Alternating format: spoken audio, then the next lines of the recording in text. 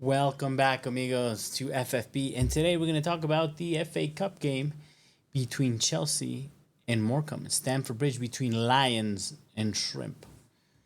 And the main thing about today's video is I promise not to mention anything about transfers.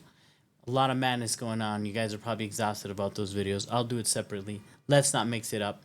Let's get into it straight. Morecambe is well known as the Shrimp. Well known, must I say. Tyson Fury is from Morecambe. That's what they're famous for. And a lot of pundits been talking about that, but the ones landing the knockout punches should be Chelsea this match. Morecambe is 23rd place in League Two. Come on. And on top of that, they have some ownership issues. And I wrote it down here. The board has warned of a catastrophic outcome unless the club is sold promptly. This is recent news highlighting financial instability and the need for new ownership to secure the club's future. So on top of it being two divisions below us, they are 23rd in the league. And on top of that, they have ownership troubles. And we know how Chelsea suffered when ownership troubles came about. So this, I don't want to jinx it, I don't want to say it, but this should be an easy game. Which means that it's an opportunity for Chelsea to rest some players. The main player you guys have heard me complain all season long that I want to see resting more is Caicedo, and definitely we're gonna rest him now because there's only I think 2 or 3 days between this game and the next in the Premier League. So definitely, as always, this was considered the midweek. Do you guys remember when Maresca said he wouldn't say A team or B team, and he wouldn't say Conference League or he would say like midweek, and for one. That's the reason he used why he played one time Sanchez instead of Jorgensen, because he was claiming like, oh, it's the midweek game, it's the weekend game versus the midweek game. That turned out to be all a bunch of shenanigans, and now even if it was midweek in the Premier League, he didn't do much changes. He stuck to that 11 that we know, but now is an opportunity to rotate and get some rest to some very important players like Moises Caicedo that really needs it, and certainly Palmer and so on and so forth. Probably even some mental psychological rest, man, because the results haven't been good lately. And also, it's an opportunity for these fringe players. Again, the B team coming back. Although it feels, I don't know, I mean, it's just Mudryk that left, and plus some people that hasn't left, but you guys know what happened. And some injuries that that B team is not feeling all that solid anymore. But anyway, we have some players coming back. That'll be interesting. We'll talk about it now.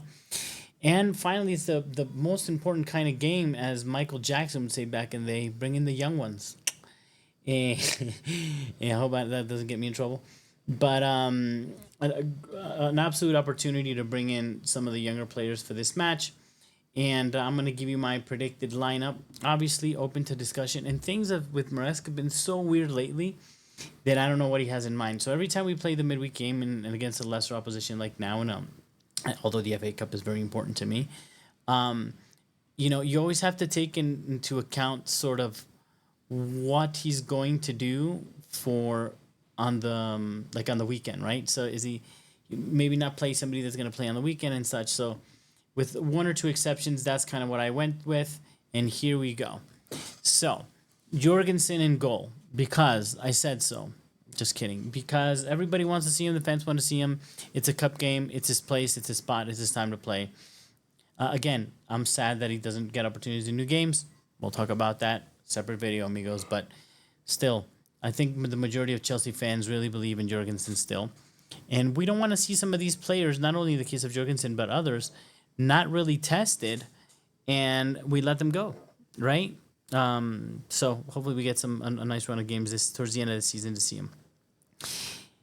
Reece James has been on the bench for 2 games already.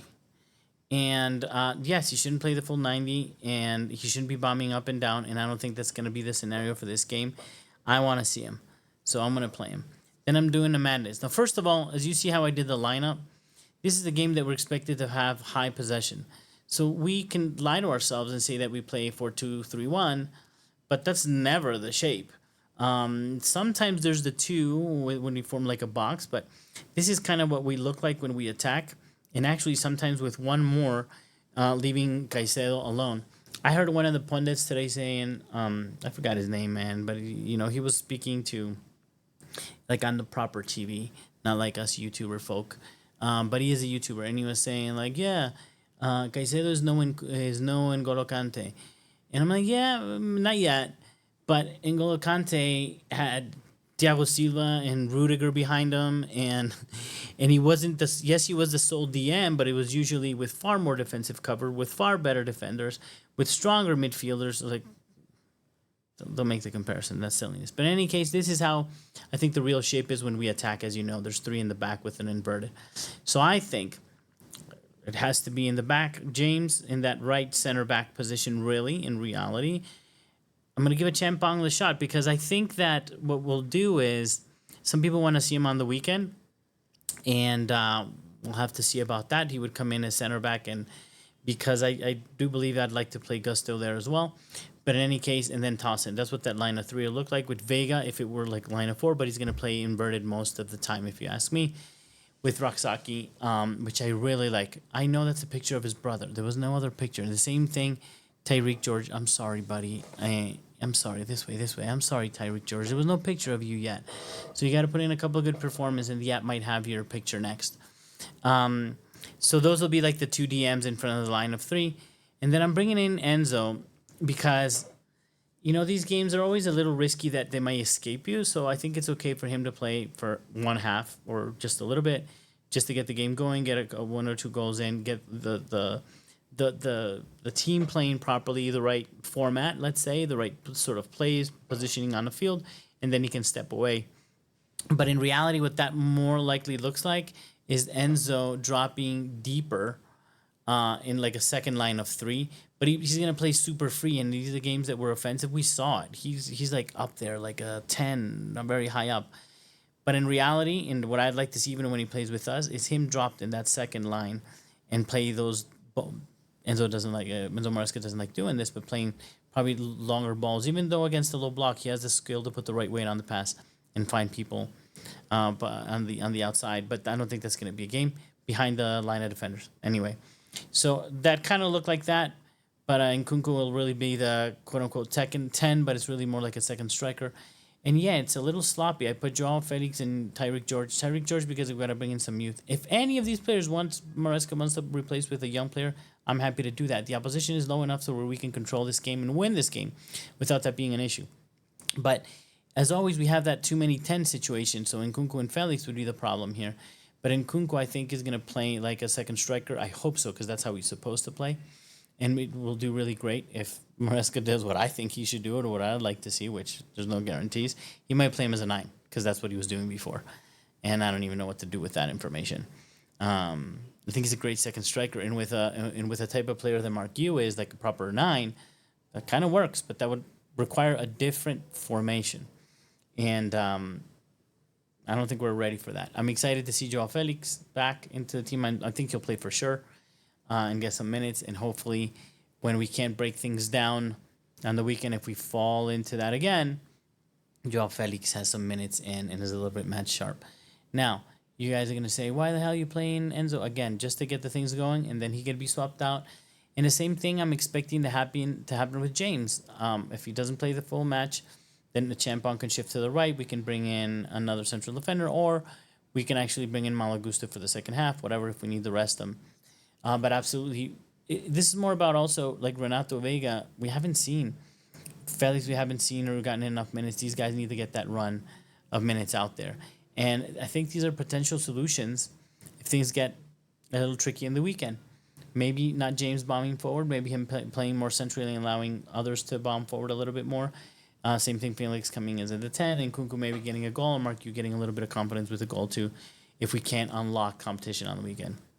So the only thing that I can tell you about Morecambe is what I've been Googling and ChatGPTing and all that good stuff, which any of you guys can actually do. And so it's not that much information, but they usually play as a defensive setup. I don't know shite about Morecambe. I'm just telling you what I found. Like I said, what I found. They usually they play defensively with a low block, and they focus on counterattacks. If you just add counterattack wide, that's the Chelsea kryptonite. But come on, that's 2 leagues below us. I should be able to play. If I'm one of the 11, my fat can probably handle you know, just having a dude standing there cheering everybody on, and the other 10 can probably handle the game. So I hope I didn't jinx it. I don't know what you guys think.